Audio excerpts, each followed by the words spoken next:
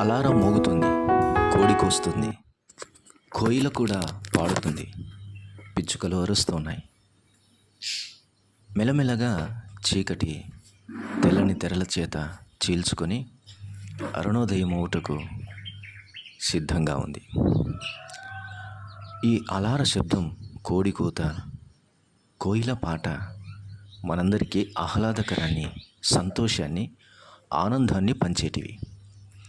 ఇదే అలారం, ఇదే కోడి కూత మరొకనికి భయానకం పుట్టిస్తున్నాయి. ఎందుకంటే ఆ వ్యక్తి పాపం చేసి అపరాధంలో పడి ఘోరమైన శిక్షకు పాత్రుడై ఉదయమున అతన్ని ఉరితీయవలసినటువంటి సమయం ఆసన్నమైంది. ప్రభుత్వ ఆదేశాల మేరకు అతనికి ఉరిశిక్ష జారీ చేయబడింది. ఉదయాన్నే అతన్ని ఉరిశిక్షకు సిద్ధపరుస్తున్నారు. అతని హృదయంలో కోడి కూత భయం కాదా? అలారం భయం పుట్టించదా? అవును, నేడు కూడా రాత్రంతటిని చాలామంది సంతోషకంగా ఉపయోగించుకోవటం లేదు. వారికి ఆనందము లేదు, సంతోషము లేదు. ఉదయం అంటే వారికి భయం వేస్తుంది. ఎందుకంటే రాత్రంతా అపరాధంలో ఉన్నారు, రాత్రంతా పాపములో నిలుచున్నారు. కానీ ఎవరైతే ఆయన మీద ఆనుకుంటారో, ఎవరైతే ఆయన మీద ఆధారపడతారో అట్టి వారికి సంతోషము, సమాధానము, ఆనందము, ఆహ్లాదము. అవును, నీవు నేను దేవుని మీద ఆధారపడిన వారమైతే ఈ ఉదయమును ఎంత సంతోషంగా అనుభవించునో, ఎంత ఆనందంగా అనుభవించుదుమో కదా. అలాంటి ధైర్యము లేని వారికి భయమే కదా. అయితే ఆ ఉదయమున ఉరిశిక్ష పొందేటటువంటి ఆ వ్యక్తికి ఉరిశిక్ష వేయటానికి తీసుకుని వెళ్తున్నప్పుడు, ఉరి కొయ్య మీదకి ఎక్కించడానికి వెళ్తూ ఉన్నప్పుడు, ఉరితాడు మెడకు దగ్గరికి వస్తున్నప్పుడు ఒక గొప్ప కేక వినపడింది. అదేమిటంటే, ఆపండి, ఆపండి, అతని ఉరి తీయొద్దు, అతని ఉరి తీయొద్దు. ఏమిటిది? అతనికి రాష్ట్రపతి భిక్ష దొరికింది. రాత్రికి రాత్రి అధికారము నుంచి ఆదేశాలు జారీ చేశారు. అది ఉదయాన్నే అతని దగ్గరకు వచ్చి చేరింది. అతని హృదయం ఎంత ఆనందమో! ఉరిశిక్ష తప్పించబడింది, మరణదండన తీసివేయబడింది. ఆహా, ఎంత ఆనందమో, ఎంత సంతోషము!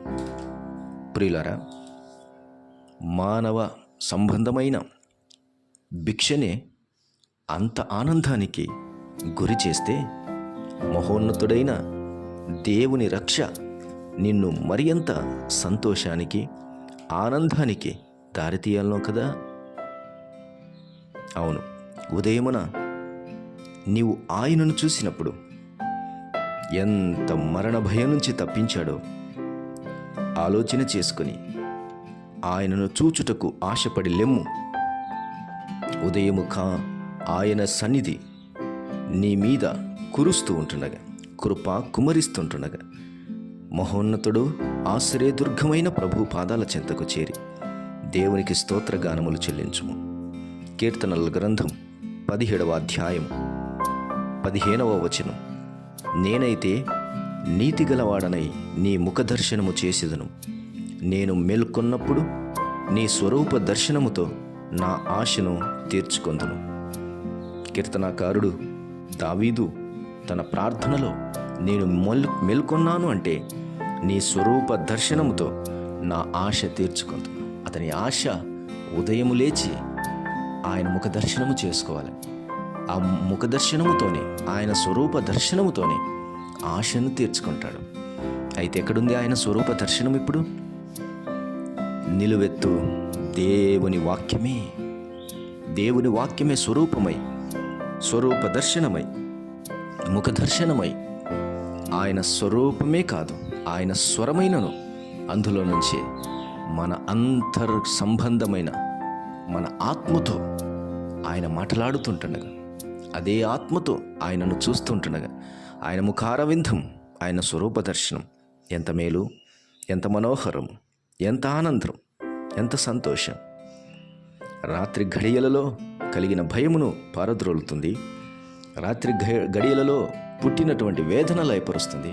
సంతోష గానములతో లేచి ఆయనను స్తుతించగలం.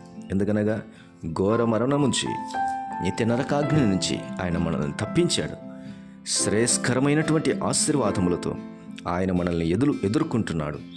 రక్షణతో ఆయన మనల్ని ఆనందింపచేస్తూ ఉన్నాడు. నీతియుక్తమైనటువంటి ఆశీర్వాదముల చేత ఆయన మనల్ని కుమ్మరిస్తూ ఉన్నాడు. నిత్యము ఆశీర్వాద కారకులుగా ఉండునట్లు మనల్ని దీవించాడు. సర్వోన్నతుని కృప, సకల ఐశ్వర్యములతో నిండిన ఆయన సన్నిధి, సంతోషములతో ఉన్న ఆయన ముఖదర్శనం మనకెంత ఆనందం. అది నిర్మలమైనది, అది పవిత్రమైనది, సత్యమైనది. ఆయన వాక్కు, అట్టి వాక్కు నిన్ను దర్శిస్తుంటుండగా ఉదయమున లేచి తెప్పరిల్లిన ప్రాణం కలిగి ప్రభునకు స్తోత్రములు చెల్లించుము. అట్టి కృపా దేవుడు నీకు నాకు నిత్యము దయచేయునుగాక. ప్రియ తండ్రి, స్తోత్రం. మాటలు దీవించండి, వినవారి హృదయాల్లో కార్యం చేయమని క్రీస్తు యేసు నామమున స్తుతించి ఆరాధిస్తున్నాము తండ్రి. ఆమేన్.